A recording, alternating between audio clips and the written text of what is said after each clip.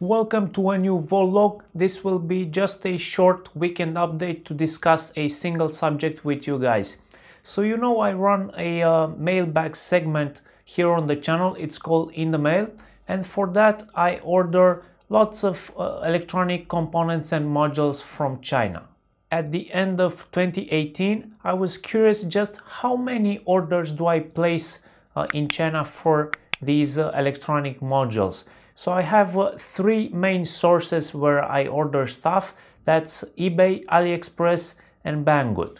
So I'll start with AliExpress. I checked their website under my orders page and I didn't see an easy way to count these orders from their system. So what I did, I wrote a small program to parse my bank statements in a CSV format and look for the AliExpress keyword. The program would then count all of those entries and provide me with a total.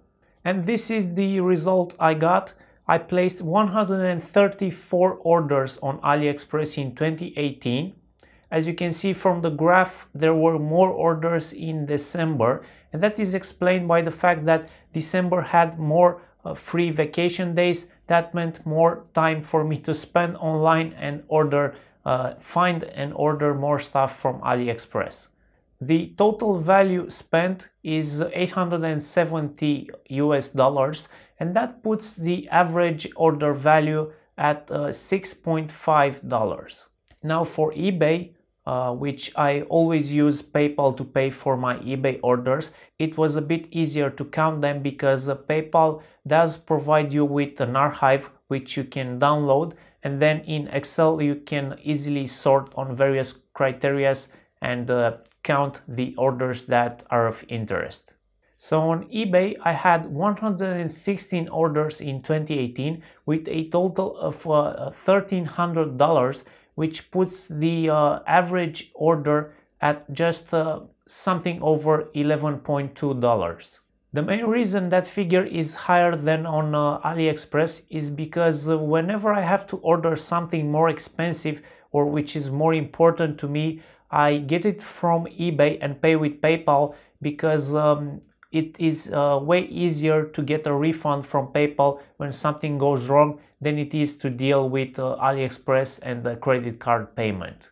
Banggood also provides the option of downloading your order list from within your account, so that makes it really easy to open that in an Excel sheet and sort and count a total of orders. I had 35 orders on Banggood last year with a total of $473, which puts the average order value at $13.5.